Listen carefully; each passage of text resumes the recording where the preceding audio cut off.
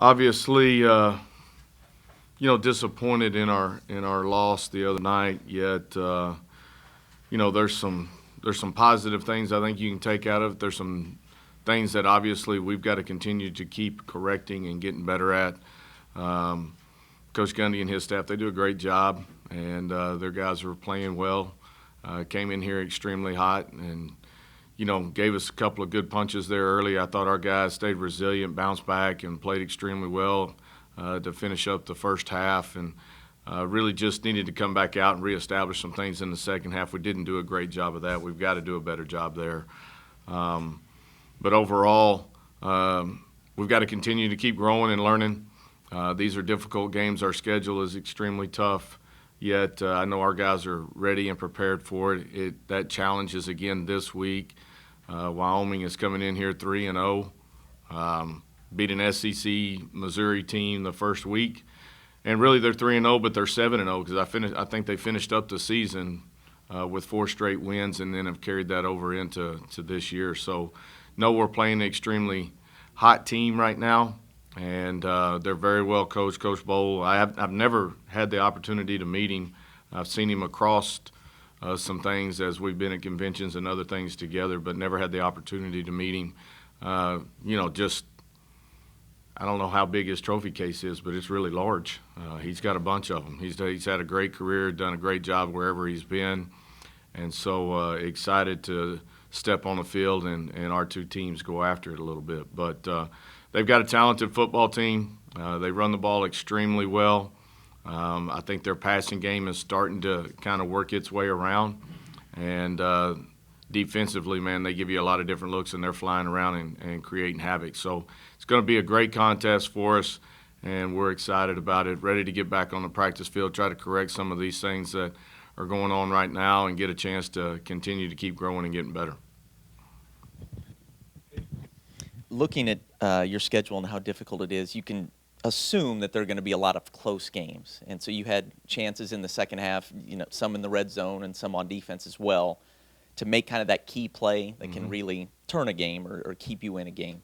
What do you hope your guys took from that, and where specifically do you maybe hope they'll get better in terms of just kind of making that one key play that's so important in close games? Yeah, I thought we did it a week prior to this one, right? I mean, we went in, I think we had a 7-point lead or something like that at halftime, and then came back out, reestablished, made some key plays defensively, had, I think, maybe 4 times in the second half in a row that we made them punt. Offensively, we're able to take advantage of some things and put some points on the board. You got to continue to do that. Last week, I thought our defense, to start off the third quarter, I thought they continued to play well. Offensively, I thought when we had some things going offensively, we hurt ourselves with a penalty, got behind the chains, and those are the things that we have to fix.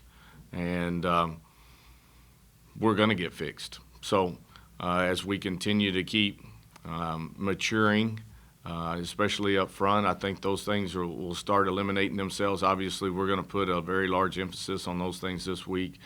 But, we've got to do a better job in those areas. And we've been talking about, got to finish games since January. And we know that's a deal that we're going to be in a lot of tight ball games. This is going to be a one of those schedules that you're going to, every week when you step on the field, it's going to be an opportunity for it to come down to the wire. You never know when that play is going to happen. It may happen in the first quarter, it may happen in the fourth, but we've got to be prepared every time that happens to get the most out of what we can in those situations. So, we talked about it Sunday as a team in our team meeting, and we'll continue to keep pushing and drilling that as we come out. Okay, I got you. Just a quick update on Zach's status. Yeah, we'll know more today as we get into practice. I feel like he's going to be fine, and I think he could have come in last week, but just didn't think it was right at the time for him to do that. And got to protect guys and take care of them. And he took a big shot right there, and just wanted to make sure he was good. I think he is good. Like I said, we'll learn more today when we get out on the practice field. And then the other one seemed like in terms of not in terms of other than allowing a few big plays, the defense was really solid. Didn't really allow too many long extended drives by any stretch. Those big plays that did happen, was it more a product of just OSU being OSU? Were there busts on your end? What was that on? I think you could probably point that to both ends of that spectrum. I mean, they're very talented. They've, the first 2 weeks they've blown out their first two opponents, right? Scored over 50 points in both of those, and really probably could have scored more. The first play of the game, I think that was a deal where, we misfitted on one little spot, and then we were, I think, pretty juiced up, and we just kind of over-pursued some deals and got punched in the gut a little bit right there. A couple of those, the one with Wallace, I thought we did a nice job on Wallace all day except for the one play, and we're in good coverage. He just made a really good play. Those things are going to happen when you're playing good people like that. So I think it's a result of, some of the talented guys that they have, and then some of it, I think, we were a little bit overexcited maybe, and we were flying a little bit too fast where we need to slow down and just play our scheme. On opening drives for your defense, gave up a touchdown to Michigan State, and then OSU, and then San Jose had a long drive as well. You guys have adjusted well, but any concern there or anything you try to address or an answer for why, opening drives have been tricky? No, I know we got a lot of faith in our defense and what they're doing. I think more than anything, guys just coming out, everybody attacks us a little bit differently, and so I think you've got to make some adjustments there.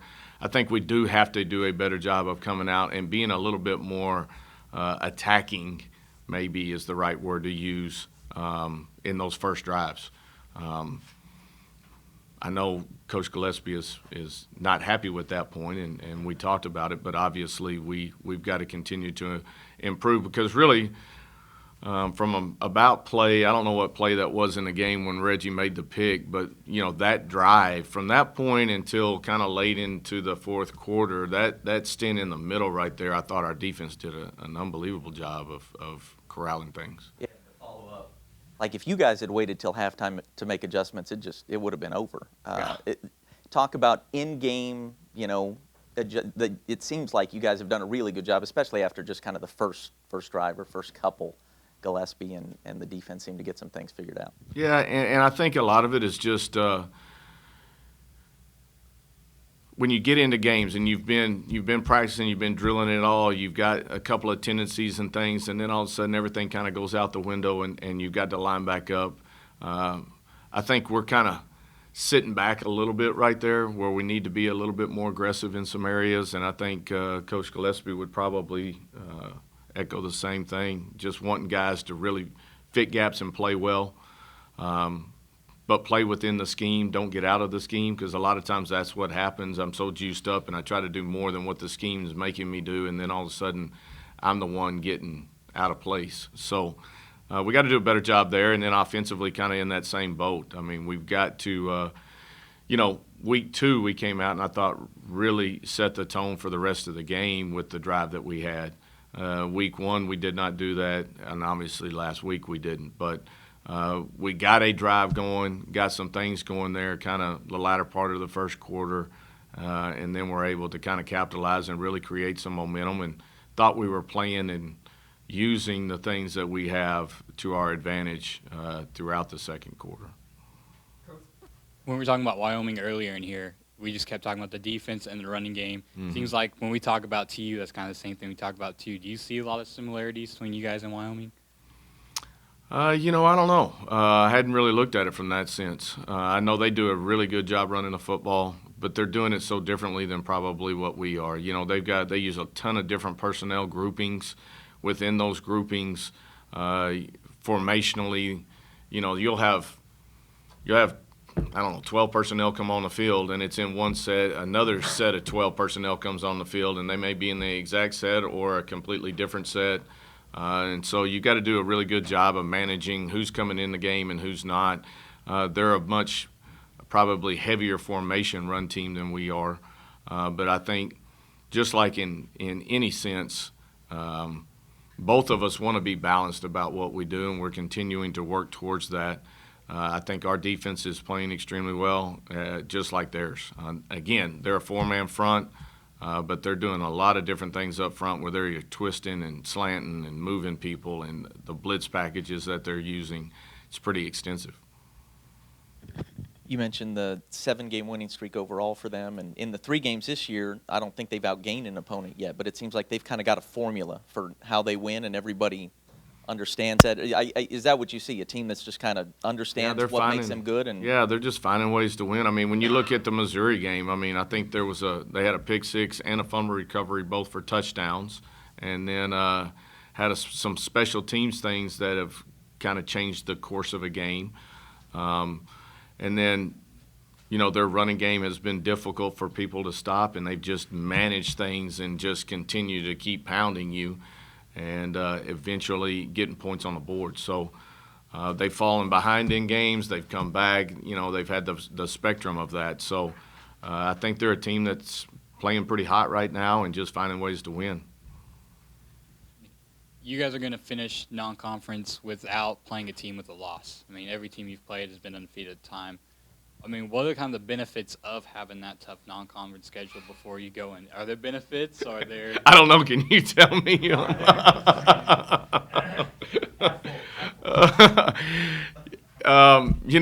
Obviously our preseason competition has been extremely stout.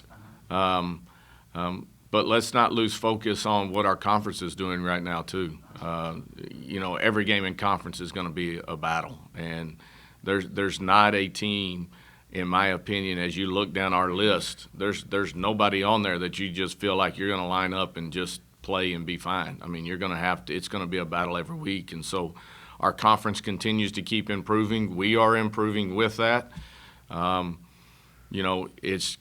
It'll be dogfights every week, and that's what you're trying to prepare your team for. And as injuries occur and bumps and bruises are happening and things that are going on, you've got to continue to keep growing as a football team, and that's what we're trying to do every week. Be 1-0 every week. Don't worry about what's behind us or in front of us. Let's just worry about who our opponent is this week and trying to be the best we can be this week. So in defending their running game, I assume kind of matching physicality or whatever is part of it, but then also just discipline, those things you guys talked about with, regard to some of the motion and movement they have. So you maybe just talk about the challenge of defending them. Yeah, it really is. And they are, they're big up front. I'm sitting here looking at them. I mean, 6'6", 297, 6'5", 354, 6'4", 297, 6'3", 304, 6'6", 310. And that's not even counting their tight ends. That's just their 5 guys up front. So they do a good job of trying to move space, right? So we've got to do a really good job of establishing the line of scrimmage. We got to fit things well. We can't over-pursue. When they start adding all the shifts and motions and then, all of a sudden the jet sweep comes or the strike comes and they're getting outside and then, that's where you can lose containment and you feel like everything's running in between the tackles and all of a sudden something pops outside. So we do have to be disciplined. We have to have our eyes in the right spot, and we've got to be really good, not just individual tacklers, but we've got to get to the football and gain tackle because these guys do a great job of running downhill. Their quarterback is, I think, a redshirt freshman quarterback that I think is pretty athletic. I think he's, 6'3", about 220 is what he looks like, and does a good job of managing what they want to do offensively, but also being a real threat when he can pull it down and run and do the things that he's doing. So it's going to be a big challenge for us this week for sure. We've talked a lot about the defense, especially in this last week as well. Did they view the OSU game as a confidence builder, forcing a couple turnovers and other than allowing some big plays, playing pretty well? Did they view it as hey, we have a lot of room we can get better at? How are they viewing the performance from? Yeah, I think more than anything, we're viewing it as a team. And, there's some things that obviously that we did okay in. But there's also a lot of improvement on both sides of it. And I don't think either phase or all 3 phases really have played to the level that I think we're capable of playing. So now we've just got to continue to keep working. I think that is our mindset. Everybody was obviously disappointed after last week, but we've got to continue to keep growing and improving. And I think we have a good football team. And we got to continually do that, not just each game, but you got to do it every play, every quarter, every series. Yeah. As far as the offense goes, we've talked a lot about the defense, but the offense, how have you seen growth or progression from them game in, game out, and where are they at going into this week as well? Yeah, I think we're becoming more balanced in what we do. I think Zach is continuing to grow. I think he is he's been very accurate when asked to do so. I thought last week hit a couple of really good deep ball throws. I think our young receivers, are continuing to grow. I love the way we're playing with a lot of speed right now. I think we're understanding, how we can help each other within the routes and understanding where our placement from a route standpoint, how that all fits together. So those things are growing. I think, obviously, those guys up front have continuing to do the things we want them to do in the run game. We've got to continue to develop there. And in our pass pro. I mean, when we keep Zach on his feet, good things usually happen. So we've got to give him enough time to be able to work through his processes and get the ball to that open guy. So we're learning, we're progressing. I think we're doing some really good things. Now we just got to continue to put those things together for 60 minutes. Your O-line was so experienced and talented 1 year ago, and it seems to me like maybe they're a little bit ahead of schedule, at least, in terms of what I would have thought this year. But it also seems like Shamari helps them a lot in terms of just maximizing each run. His experience, does it help them? Yeah, I mean, I think as we stay balanced, it helps them. As with our backs, and not just Shamari, I think Corey and TK and those guys all kind of fall into that. But they do a really good job of, really pressing, finding lanes, having good vision, and they're all good runners after contact. And so they all play very recklessly, not with actually how they carry the football, but the way they run with the football. And so those guys are fearless. We got to keep them healthy and keep them right. But that's why we're trying to roll those three guys in there and trying to limit some of those things. But, Shamari the last couple of weeks has been really hot and has played extremely well, and, need him to continue that trend. We were talking about it before you came in here about the difficulty of going to Wyoming and playing because of the elevation change and all that stuff. That's on the field. I think it's 7,220 feet. Sounds nice. How difficult is it for them? It's actually on the turf. It's in their turf, yes. That sounds miserable. How much difficult is it for a team like that to come back down to earth, kind of, back to sea level in that regard? I don't know if there's any benefit of that. I don't know. I have no idea. Yeah, I don't think it's a hindrance to them. That's why those Olympic athletes go train in Colorado Springs. I mean, running the altitude, or the boxers go up to Big Bend and all those places and train so that their air capacity is probably a little larger. So I don't see it bothering them coming back down here unless we get us a really hot day and the weather doesn't seem to point that direction. So I would prefer the heat today than the other way. Anything else for Coach? Good. All right, guys. Thank y'all.